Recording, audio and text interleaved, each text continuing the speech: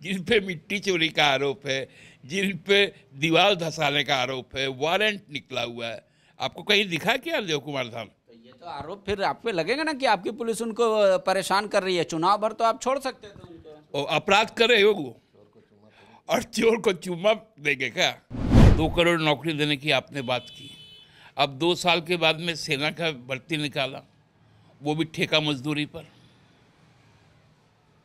जहां 75,000 नौकरियां होती थी इसके पहले 2014 तक, उसको घटाते घटाते 2019 तक आप 45,000 ले आए, अब 35,000 लाए हैं, वो भी 4 साल के इस ठेका पर। और उसके बाद आप ढीठता के साथ कहते हैं कि अब सेना में इसी तरह की बहाली हो। मांडर उपचुनाव में शोर थम चुका, प्रचार थम चुका। हर कोई अब इस बात को लेकर इत्मीनान है, हर कोई अपनी अपनी जीत का दावा कर रहा है। कोई डोर टू डोर कैंपेन करके ये बताने की कोशिश कर रहा है कि उनकी पार्टी को वोट करिए।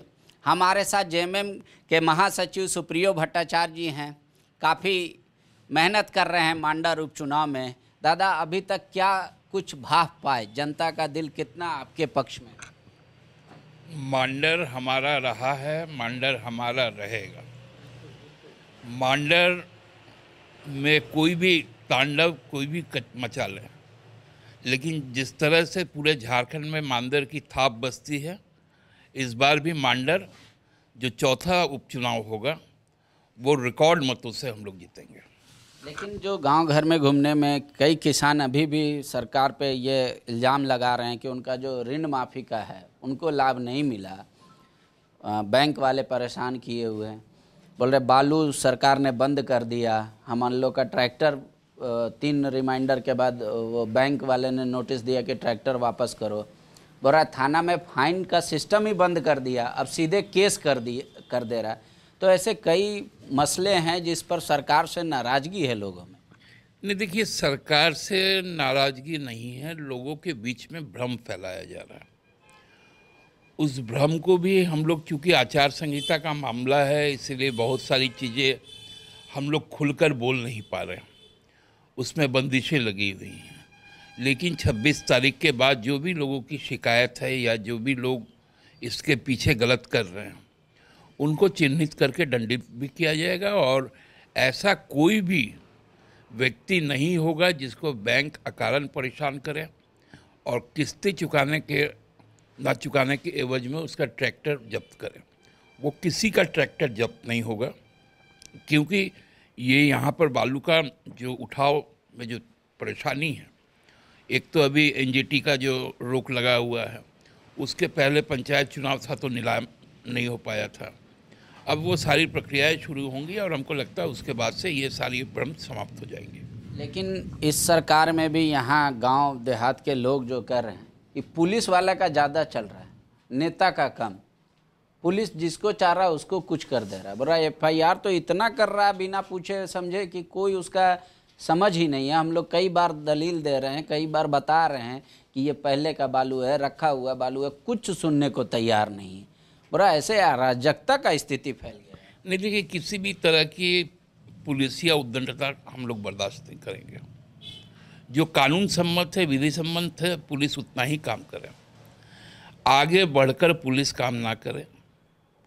और खासकर जो गरीब लोग हैं, जो गांव के लोग हैं, भोले भाले लोग हैं, उनको तो कदापि परेशान ना करें। इसके लिए बहुत संजीदा के साथ हम लोग, आप यदि बता रहे तो उसको हम लोग संज्ञान में लेंगे और पुलिस के आला अधिकारियों को ये सुनिश्चित करने को कहेंगे कि किसी भी तरह से कोई भी निर्दोष फंसे ना, और हाँ, जो दोषी है वो बचे ना। दादा, एक बात है, बीजेपी हर जगह घूम घूम के ये प्रचार कर रही है कि 2.5 साल में सरकार फेलियर हो गई। उनका मैनिफेस्टो उठा के देख लीजिए, उस मैनिफेस्टो का 1% भी काम नहीं हुआ। तो वो लोग किस मुंह से वोट मांग रहे हैं यहाँ आपके बीच?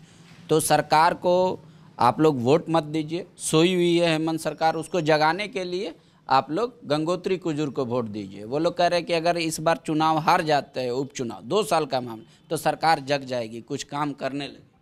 देखिए, 8 साल में आपने क्या किया? 2 करोड़ नौकरी देने की आपने बात की, अब 2 साल के बाद में सेना का भर्ती निकाला, वो भी ठेका मजदूरी पर।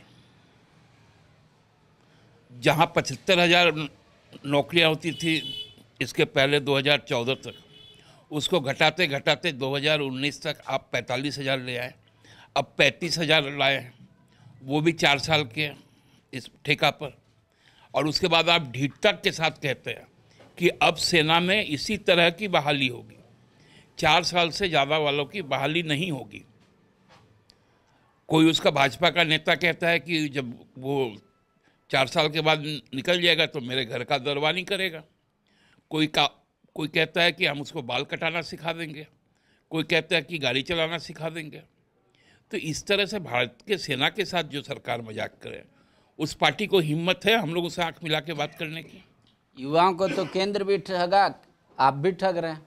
आप भी जिस तरीके से रोजगार का वादा किए थे वो तो नहीं पूरा कर पाए। हम कहाँ ठगे हैं? 2 साल तक तो हम थोड़ा दिक्कत में रहे, उसके बाद नियमावली बनी, जेएससीसी का बना। आप देखे होंगे जेपीएससी में हजारों नियुक्तियाँ हुई, चाहे वो प्रोफेसर्स का नियुक्ति हो, चाहे वो इंजीनियर्स का हो, चाहे वो मेंस करवाया। 250 दिनों में हम लोगों ने जेपीएससी पूरी कंप्लीट करवा ली।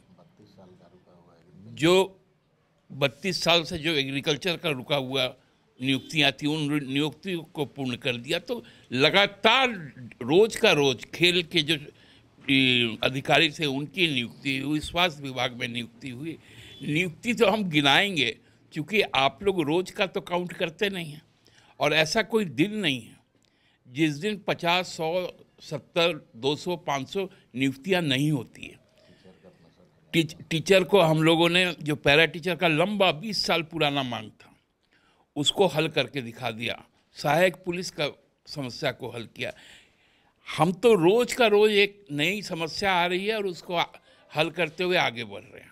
एक और है, युवाओं का जो कॉलेज में पढ़ते हैं उनके अकाउंट में पैसा नहीं आ रहा। बोलते सरकार ऐलान कर देती है पर कोई अधिकारी उसको मॉनिटरिंग नहीं करता कि भाई खाता में पैसा आया नहीं आया। और ये अभी तक स्टाइपेंड का पैसा नहीं आया हम लोगों के। बोला रांची में रह के पढ़ना पड़ता है, बहुत सारा दिक्कत।